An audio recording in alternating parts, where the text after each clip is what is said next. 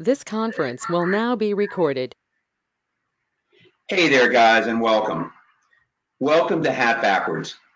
This is our first edition of an interview series where we are going to take subject matter experts and bring them into a conversation, really talking about the hiring process and how to job search. So essentially, we'll be interviewing folks that'll be on the recruiting side, on the human resources side, and absolutely on the hiring manager side. And we'll hopefully over time be looking to interview folks in middle management as well as up to the CEOs and presidents of companies, because they can add a whole new perspective of how individuals that are higher up continue to ascend that ladder.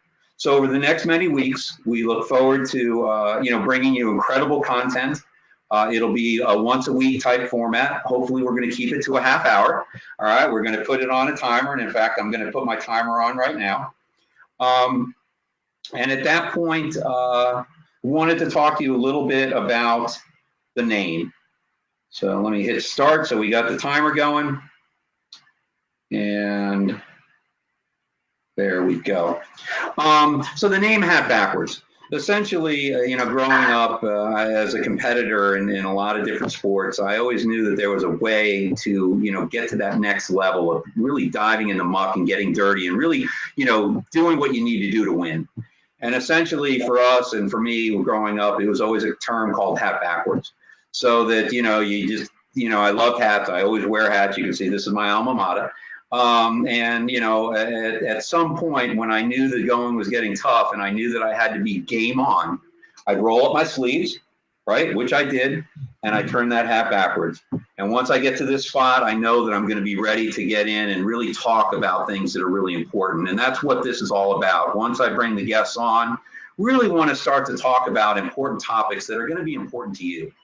And so that's really the purpose of it. I'm not going to have the hat backwards until I introduce and start the interview session. But that's why we came up with the name. Who is this for? This is for essentially going to be for everyone in the beginning, these interview series. At the end, our goal is to make this only for members that are part of our How to Land the Job complete training program. And I'm not here to plug that right now, but please just be happy that you've got some wonderful free content right now. I think you're going to learn a lot over these next coming weeks, and really excited to present, strong individuals that know, the hiring process and know what's going out in the recruiting world. So without further ado, I want to introduce Kevin. Kevin, if you could come on. And Kevin is a wonderful friend of mine. We've known each other for about 10 years. Hey, Kevin. We've been in the recruiting world for that long. We started at MRI together and then kind of branched out separately. He's from the other side of the pond. You won't be able to know that until you hear his accent, and it's a beautiful accent. And so, Kevin, I guess without further ado, I wanted to say hi. And if you could kind of give me a little brief history of you. Right. So, in a nutshell, I was a candidate once upon a time. I was an IT guy, and I wanted a new challenge. And I had a frustration with recruiters because they never found out what I'd done, what I could do, or what I wanted to do. And that was 24 years ago. Last 24 years, I've been a recruiter. And so obviously worked with you, Jeremy. And but this is now a 10-year anniversary of my company, Parallel Futures, and founded on the principles of not just placing people, which is what most recruiters want to do because they get paid that way, but really on bringing people together in the best possible way where it's a mutual win-win. And that's, I think, what you do, and it's certainly what I do. Okay, yeah, I will certainly say I've gotten to know several recruiters through either competition or through working with them, and you, sir, I respect as much as anyone in the industry. So I'm really happy to have you on as our inaugural, interviewee, and look forward to kind of picking your brain about what's going on out there. And you came over in what year? 2001, the actual technology recession, .com crash. Wow. And just kind of built your business up from scratch at that point. Good stuff. Well, it's about that time, guys. So let me pop this hat backwards and start asking some good questions. Kevin, first and foremost, would like to kind of get some macro, viewpoints of what's going on in the industries out there and hiring in general. So can you talk to me about trends that you're seeing in the hiring world? It's actually a very complex time because we're in boom, right? And there's lots of hiring and there's very low unemployment.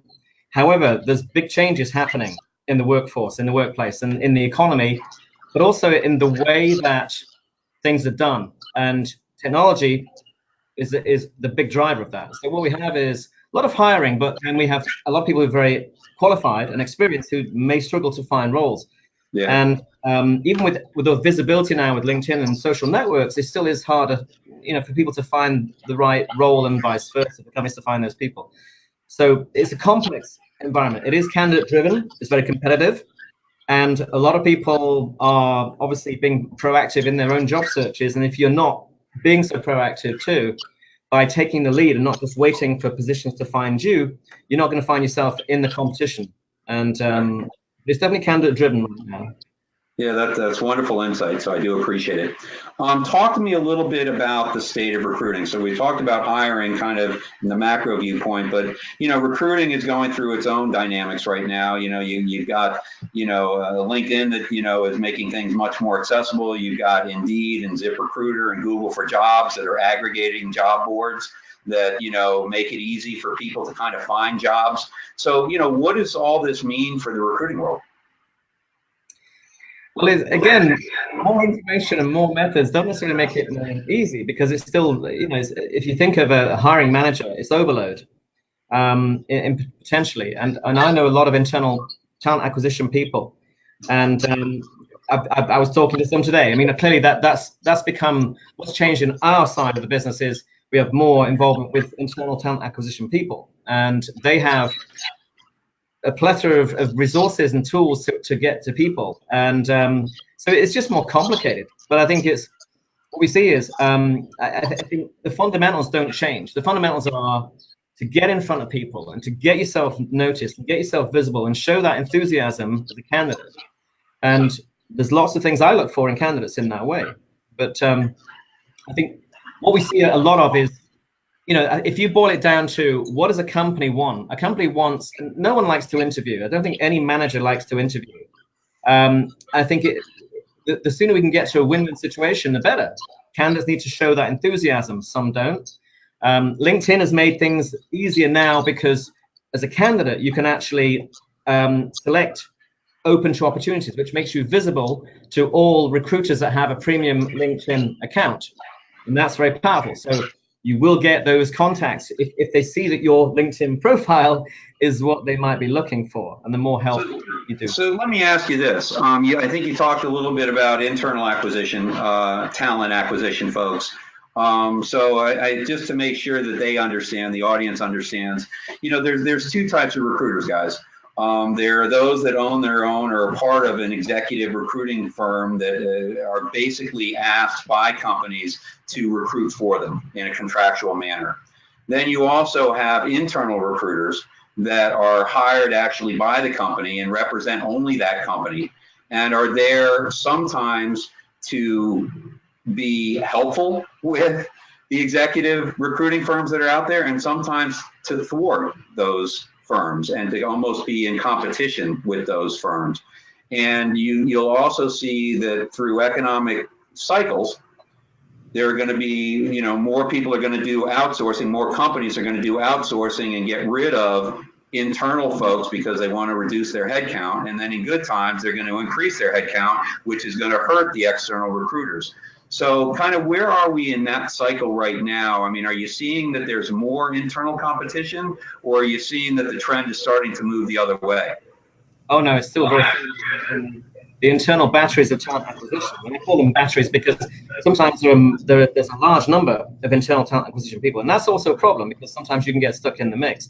And often when large companies especially hire large numbers of internal talent acquisition people, sometimes not everybody is very effective at what they do. Some are, a lot very good at the administration, but not necessarily at the follow through and or getting to action. And I think that again, it takes a proactive part on the candidate side. It takes a very much a, enthusiasm is the key. And I think, I see a lot of people, I see a lot of candidates who don't know how to get into a company. I'm thinking, well, really, you should use LinkedIn and identify the talent acquisition people, go to them, but you should also identify the hiring managers and go to them. And I think you have to be, it's like being a patient in healthcare. You've got to be your own advocate to do the best things to make sure if you rely on someone to help propagate your application to a company, you might find it's going very slowly because of the complexity of the market, the boom market.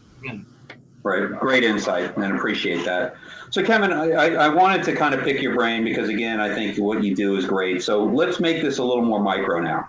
And, talk to me a little bit about how you conduct a search. When a company reaches out to you and say, hey, we're looking for, this type of individual, what is it that you do to start your search and to kind of go through that process and how you identify good candidates?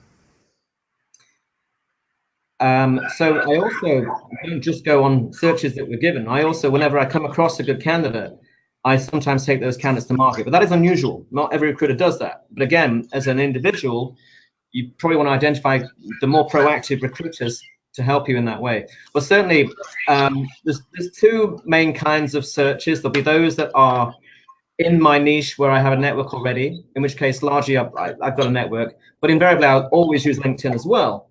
But let's say it's a new company, it's not in perhaps the normal familiar territory, and I'll go to LinkedIn and I will use keyword search. So clearly, right, number one, you have to have keywords on your LinkedIn profile. You have to have the most important, areas that we've worked. You can make it concise, but you must put all of the keywords in there.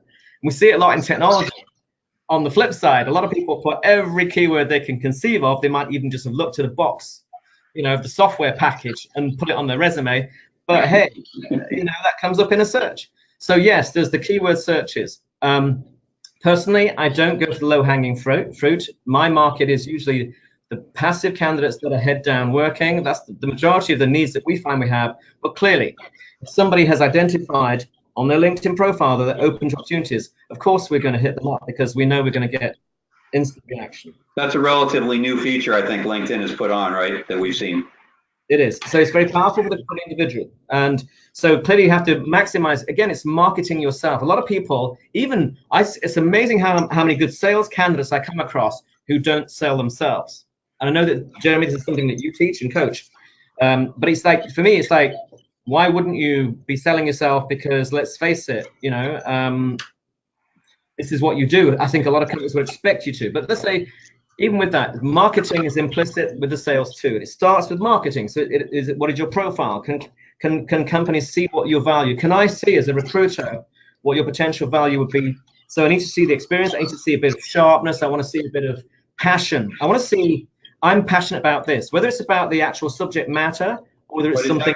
Is that coming off of the LinkedIn page, or is this once you've spoken to them? This is the summary right at the top of the LinkedIn page. You can spot that. You can absolutely spot that a mile away. And so let's say you've identified these folks. I want to keep moving along here. So if you identify these folks, what is it that you do next? Well, I will, work out the phone number if I can work out if they're working with the company. But I'll also in-mail. I'll in-mail and connect or in-mail or both. And again, the flip side for a candidate, that's the best way to, don't wait for a recruiter to connect to you. Absolutely connect with recruiters. But yes, so I will send an email, and again, here's from inside my head, this is going to be very valuable for anybody who sees this, because if you know how I think as a recruiter, it's going to help you market yourself to companies. Absolutely, and that's why we got you on, sir. Yeah, and I'm looking for, so I think as a recruiter, because there's so many bad recruiters out there that are not very effective, if they have a job and the person fits that job, they're great. You have their attention. All of a sudden, if they realize that you're not going to fit, you lose their attention. They're not going to help you find a job somewhere else. If they haven't got I can't tell you, Kevin, one sec. I can't tell you how many people have told me that. I mean, I have tens of conversations a day, thousands over the course of years, right? And one of the biggest frustrations is, I talk to the recruiter, everything seems okay, and suddenly he just goes off radar, off grid. Well, it's, sometimes make no apology for not following up when there aren't things to follow up on. And that is, that's just one of those things. But that's the function of how many hours there are in a day. But the most important thing is, is to absolutely, engage and see that. And I know that I've got a very short window in anything I write, as the first thing I write to anybody, or in the first conversation to anybody, especially in an email or a connect message. It's absolutely, I need to show the candidate that I understand their market, that if they talk to me and invest time in talking to me, it won't be a waste of their time.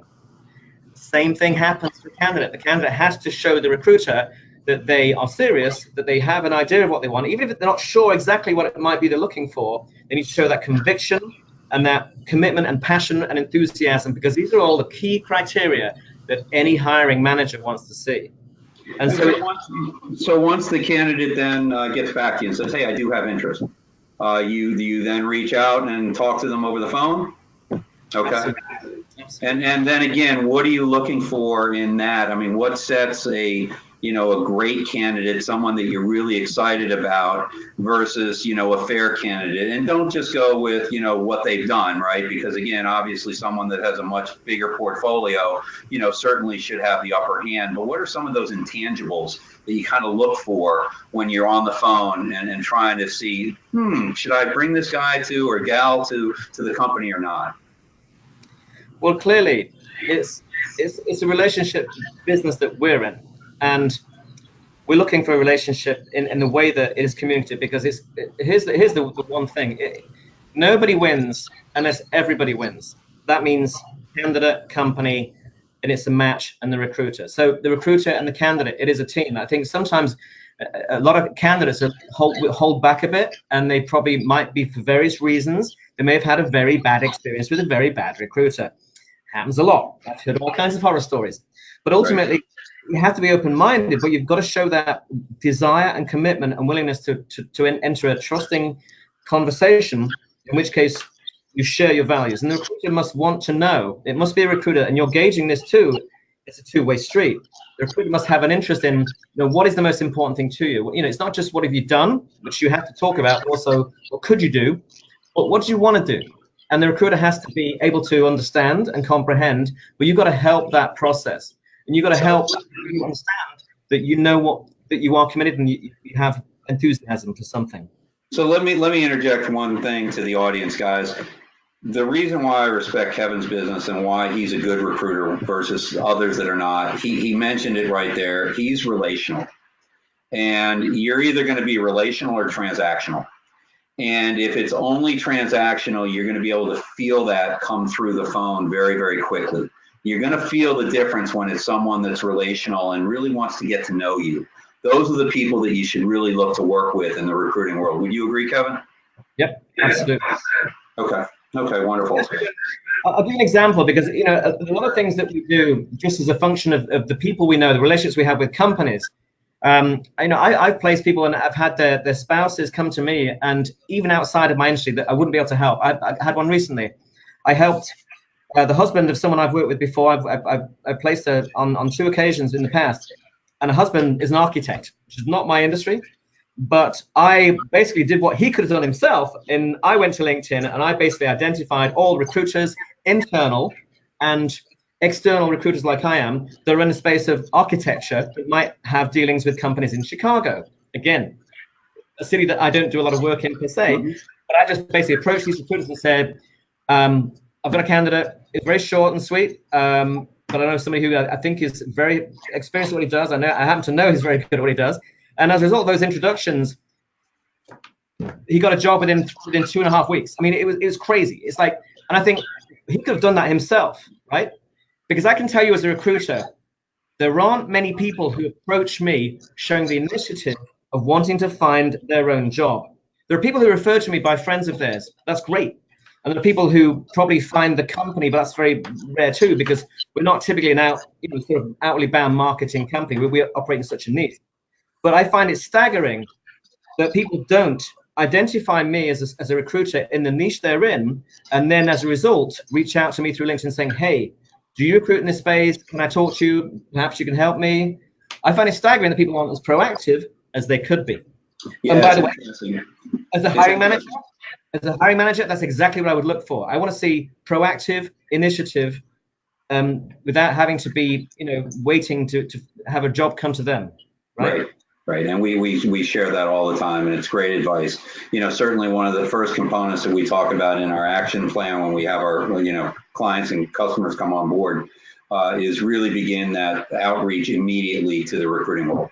Because again, recruiters want to connect with you, right? I mean, it might be a little more difficult to reach out immediately to hiring authorities if your LinkedIn page isn't as strong as it should be, because you really want to present yourself in the right light.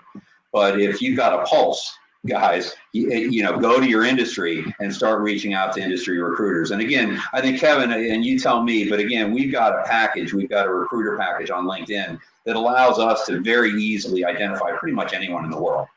They don't. Theirs is much less, powerful than what we have. So in doing so, you're going to have to do probably a bit more work. You might have to Google and find out some of the top recruiting firms in your industry.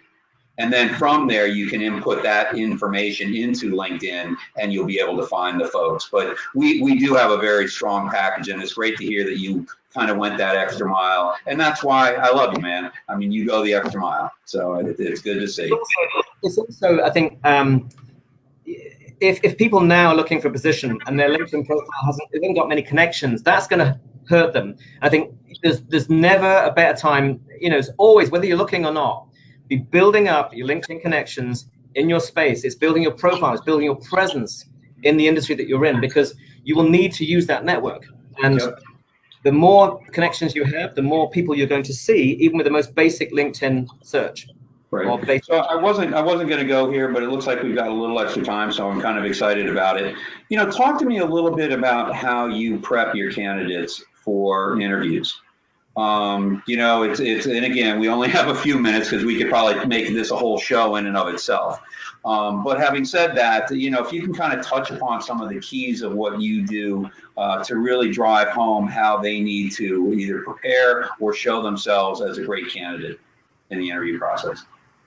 Well, clearly, the majority of my candidate prep is absolutely pertinent to the role, the company, the culture, and it is about making sure that people ask the right questions, show that, this is, again, it's a big topic, and I could go on forever on this one, because I've been doing this for 24 years. But let's say, I look at the fundamentals of why people don't get through. Sometimes we do a lot of damage control as recruiters, and it's helping to reorientate after a misunderstanding or something that didn't go quite well. But these can be avoided simply the more that you show enthusiasm and interest in the company, but also in making sure that you are engaging in a way that shows that it's not just an interview, it's not just another company. It is absolutely, you've done your research, you understand the company. It's not called, hello, what do you want to know about me, right? So there's 2 points I want to make here that are absolutely critical. One is the, hello, what do you want to know about me approach? And then there's the other called, why should I work for you, right? Because both those extremes are no-no. And I do have a lot of candidates who afterwards have probably been too assertive, or perhaps showing, let's say, restricted interests and or things that they're not prepared to or don't want to do, or they want to be sure to clarify that before they go any further, that this company in this role will at least allow them to do that. And that's all very well, but if you don't get to a second interview, you never get to find out any of that criteria. So the question is, can you make it a two-way street in an appropriate way, where you're showing enthusiasm, you're asking the right questions, you're perhaps being sensitive with some questions that you might want to wait until later, but absolutely in the early stages, show the interviewer and put them at their mind at ease, because until they see this, there's apprehension on both sides. Nobody likes interviewing. It is, you can get it wrong so easily on both sides. What we tell people is, you have to show your value first. Once you share your value, and as you're doing that, you begin to sprinkle in clarifying questions to learn more about the opportunity, because every time you learn more about the opportunity, you've got ammunition to be able to nail those questions. So, but until you show the value to the company, don't get into some crazy questions, of compensation or, what are you going to do for me? Because, they've got to see you as an investment. They've got to see you as value and not an expense. If they see you as an expense, you're out the door. I see you're wanted to say something. I want to go back to the whole premise of what is an interview. Yes, I want to say that, yes, of course, showing your value, but you can't sometimes show your value until you know how to show that value, because your value will depend on the company, not just what you've done, but also how it pertains to. Absolutely. So, so I mean, every candidate before an interview wants a prep called "What's the job? What's the job?" Right? And remarkably, I don't think many people know this, but I've actually placed more people for jobs that weren't defined or budgeted, or actually, there was a concept but not finalized, and it was the candidate that honed that role, the successful candidate, where the company's come back and given them the job description based on that candidate's resume. So it doesn't happen to everybody, and sometimes some people are going to find themselves in interviews that are very specifically defined roles. So part of the prep has to be, is there a role, or does it have to be a role, but certainly about the company, the culture, and what the person can expect as much as possible, combined with their own research. Then, during the interview, it has to be questions, enthusiasm. I love what I'm seeing. I love what I've heard. Tell me about this. What are you doing? What's the initiatives? I'm really enthusiastic. I heard this. I've seen this. I saw your website. I saw a press release. Showing that enthusiasm, showing that I want to be part of this. How can I help? And then the questions that lead to defining and really exposing the need that the company has for an individual. Effectively, you're selling yourself based on having asked the questions first and then knowing what the value is right now to this company. Because, by the way, if I had a penny for the number of situations where a candidate's gone into a company and come out with a better job, a different job than they even thought was possible, or even I thought was possible, because of the conversation and how that transpired. And Right. that What we tell people is, the people hire, others for two reasons. That they're the best at what they're doing, out of the pool of candidates, they're perceived as the best. But absolutely that the company, and especially the hiring manager, can see themselves working with him or her and want to work with him or her. So that enthusiasm, guys, I mean, again, and the enthusiasm which Kevin's talking about is really got to be backed by your research. You can't just go in, oh, okay, this is a great company, and I kind of like this, blah, blah, blah. I mean, you've got to back it up with what you did in your preparation to really understand, through, news, through the websites, through demonstrations. We talk about YouTube demonstrations for product is a wonderful place to kind of get a gauge on that. But go into the interview knowing your stuff, and then do it with enthusiasm, because they need to like you, period. And a great thing, because it didn't happen to me as much as it happened to you, Kevin, is that, when they liked the person that you brought in, you actually saw another role be created, which again, I think is a credit to you and how you prepare your candidate. So guys, again, this is a great executive recruiter. Unfortunately, he's in a small niche, so it's not like all of you are going to be able to run over to him. But this is some really good content for you to get to understand if, who you want to work with. And you really want to work with someone that's relational. Kevin, we're kind of running out of time here. So I did want to get on the other side of the scale. You've got a small company, but you do some hiring, and you have some nice practices in your hiring. So if you could talk to me about your hiring process and what you do to identify good candidates, that would be great. Sure. I mean, again, so what are you looking for? I mean, I always think, I'd say I look for some very basic criteria, and problem solving is a classic. And I think that applies to most roles out there. Mm-hmm. I mean, how many companies don't need a problem solver at all levels? But I look for people who are very, very personal, who just want to engage. And of course, people will tell me that. They'll tell me how good they are. They'll tell me all kinds of things. And so to probe further, I mean, yes, of course, it's got to be a relationship building. It's got to be, I've got to see that spark, that desire, that empathy for working with people. How many employers would be concerned in an interview if they perceive the candidate is abrasive, not a good team player? So being a team player and showing that interest in that. But beyond that, we have tools. We have tools that we use. And I think that we're seeing a lot with companies. We have a psychometric test that we use. It's very, very good. So these are kind of screening tools, correct? But they're not screening tools that we do from an early stage. They're kind of after the first conversation. Okay. So I think that, and when I see that other companies typically start with a phone interview, not because they couldn't be bothered meeting the person face to face, but the phone interview is a very powerful thing, and it has to be the first step because, and also, I see a lot of my hiring managers don't phone the candidate on that first interview. They want the candidate to phone them. They want the candidate to initiate the call because that in itself gives away information about who you are as a candidate. Is the candidate on time? Is the candidate positive? How are the first opening, seconds? If you've got any client services role or sales role, you're going to want to know how your new hire is going to interact with your clients.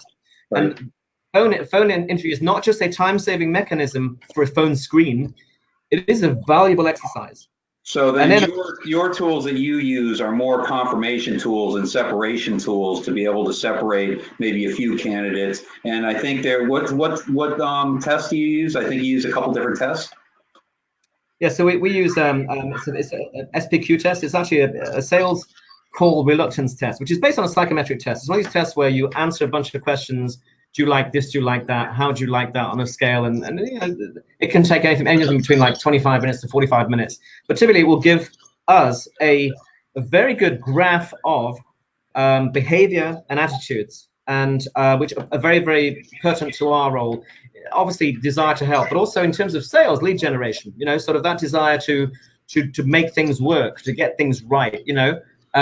Passion. Excitement for I suppose. Things, but also ethics too. Because we have that test. We also have an exercise.